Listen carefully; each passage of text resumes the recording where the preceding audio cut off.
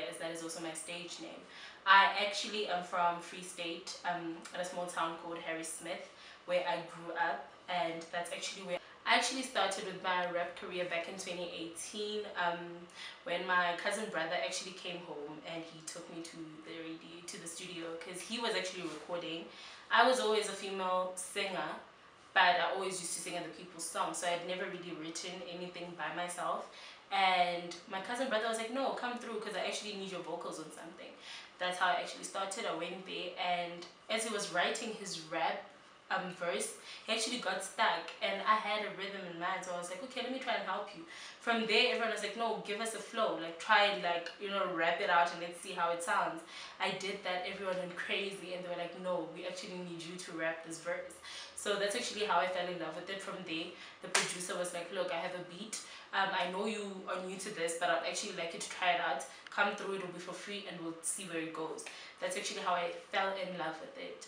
And now, looking back, 3 years later, it's been a whirlwind, a roller coaster, but nonetheless it's been very satisfying, and I am where I want to be. I can't necessarily say I've reached where I want to go, but I am very comfortable and happy with where I am right now. My career actually started taking a peak back in 2018, end of 2018 actually. I had just released my first single titled Immortal, and people really loved it. They jumped to it. From there, I actually received a call from She's Live on ETV, which was originally known as She's Lee's.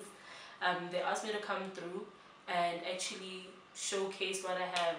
And then I went there, and everything was actually very dope. People started knowing me from there. My social media presence started growing from there, because a lot of people had actually seen me live on TV. And from there, I got a call from the Golden Celebrity Room, which was actually To Asmo's show, which aired on Soweto TV. And it also had the likes of Didi Makobane, Amanda DuPont, Tubby Happy, Ayanda Tabete, and so forth. I went there, and also again, like She's Live, a lot of people noticed me from there. And I got a call from Hip Hop 411 TV. They also have a radio station called the R1W radio station that actually airs at the Box Shop in Soweto. They asked me to come through for a show, and I went there, and I got featured on the Female Delight mixtape, the Alpha Female mixtape that had a lot of amazing female artists in the industry that we know of right now. And from there, everything just started falling into place. Got called to the radio side, went to the radio. I had a live session with Bleed the Dirt, and DJ Tito Love. She was actually on 1s and 2s, if I'm not mistaken. And yeah, from there, man, started getting interviews with Lerato Kganyago. I had an interview with Back to the City, which was actually really dope, and it happened early last year, just before the coronavirus. But from there on till now, when I actually look back on how I started and where I am, the struggles that I had to go through, it was all worth it. Because at this point, I can sit here and say I'm a certified female artist. Okay, in hip hop, a lot of artists fake being gangsters and things like that. It seems like being gangster in the hip hop industry is the in thing or the most happening thing. So would you say you are gangster? First and foremost, before I actually answer that, I do want to actually agree on what you're saying. A lot of artists do fake it till they make it. A lot of artists want to be gangster. For me, I feel like hip-hop is more about self-expression. You don't necessarily have to have a certain look in order to be a rapper, and that's a lot of the points, rather, that a lot of people miss when it comes to that. I wouldn't say I'm gangster. As you can see, I'm actually really girly, and that is also a problem in the industry. When you enter and you tell people like, nah, I'm actually girly but I'm a rapper, then you need to prove it. Whereas someone else who comes in wearing all those, they have tattoos, they look gangster, and they're like, I'm a rapper, everyone is like, yeah, definitely, get on set. So that is also one of those authenticity that a lot of people have lost. It's more of self-expression than being gangster. I'm not gangster. I just express myself through an art that I really find fulfilling, which is hip hop music. What challenges do you have as a female rapper? Whew, I have a lot of challenges. Well, I had a lot of challenges before I actually got here. Um, One which is being the common one of everybody thinking you are some sort of product or material. And with that being said, I have had to actually encounter a lot of struggles where I was threatened. I was told that if I wanted to make it in the industry, then I had to sleep my way to the top. And me refusing meant me basically ending my own career, um, which actually did happen. When I refused to actually sleep with certain big people in the industry, they actually closed a lot of my doors. I fell into such a terrible space. I had major depression. It was the most darkest time of my life. But knowing that end of the day, this is your talent and no one can take that away from you, has to be validating enough to tell you that you're going to be where you have to be regardless. And with me being a female artist again in the industry and not looking gangster and being a soft looking person, always having to compete with people in terms of how people see a person and they want to book them just because of their outer appearance without really listening to what you have to deliver. People thinking that you're actually very weak when it comes to your bars because, oh, you look girly and this person looks hardcore, so we're gonna go with them instead. I've actually had a lot of struggles with that. But end of the day, like I said, there's your talent and no one is going to take it and you will reach where you're supposed to go regardless. So end of the day, I feel like the struggles actually made me stronger and pushed me to be where I am today. If you could change anything about the industry, what would you change? Hmm. Good question. If I could change anything about the industry, I would definitely change how women are perceived. Because I feel like this is such a male dominated industry, and just because they're males, a lot of women actually get sidelined just because of the gender. We're not believed that we can be as powerful enough or we can be powerhouses as the males, because hip hop, when people think of hip hop, they think of male artists.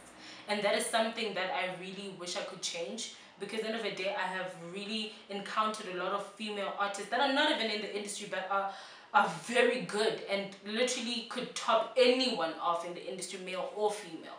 So that is one of the things that I would definitely want to change. And also this whole um, thing of people not getting the right information.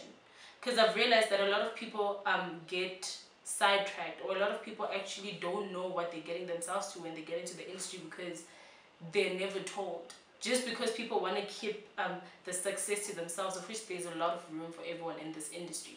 So those are the top two things that I would definitely want to change or wish I could change if I could. Okay, so you are a female, a rapper. Um, okay, the thing is, I can't picture you as a young girl thinking to yourself that you wanted to be a female rapper. So, what did you want to be as a child? You know, it's actually really funny that you say that, because I actually always wanted to be a rapper. My mom actually still has recordings, or cassettes rather, of like when I was singing, when I was still 5 and 6 and 7, and I would always be singing. And then last week, actually, before I got to Joburg, she called me in the dining room and she was like, "Sam, come see this." So there's a laptop, well, there's actually a computer that we had since I was a kid. Since I was still in grade 2, 3, we had that computer and no one really used it besides me. I used to just write whatever I could just because I loved gadgets. So she calls me and she's like, "I want you to read something." And then she opens the computer and I saw it was my writing back in 2008. I was 8 when I actually wrote that, and I was like, when I grow up, I want to be like Nicki Minaj. And she's like, "Do you see where you are now? Like, dreams, you can actually manifest this, and you didn't even realize what you were saying back then, but look at you now." You know, so I believe that music is actually in my DNA. It is my destiny. I've always loved music. I've always been artistic. everything I did always had music. So I definitely believe that I always wanted to be, and I could never think of being anything else, honestly speaking. For young girls out there who have dreams of becoming a female rapper, what advice or step by step that steps that they can follow in order to be where you are today? First and foremost, believe in yourself. Because when you try to enter this industry, especially with no knowledge or enough knowledge of what you're getting yourself into, a lot of people will try to break you down, and not because you're good, but because they feel threatened by you. And that's something I had to learn the hard way as I was going up. You have to believe in yourself. Don't expect your parents to believe in you. Don't expect your friends to believe in you. You have to believe in yourself first and foremost before anything. Do your research before you enter. It's very easy for us to be like, no, I want to be a rapper just because I have the talent. No, no, no. But there's a lot of things that happen behind the scenes that people don't know of. Do your research. Make sure that you're equipped enough to actually get into that space mentally, emotionally, and physically. I also do want to tell you that you have to have something you focus on, whether it's spirituality or religion, but you have to have something that's going to ground you and base you, because if not, it's very easy to get lost in this industry and lose yourself. So those are the three top things that I would say people, or young girls rather, have to do if they're trying to reach for my level, or if they're trying to get into any type of art space in the industry. Boom, so we've come to the end of this episode. Don't forget to like, subscribe, and share. Woo, woo, woo, woo. It's a wrap, bitches.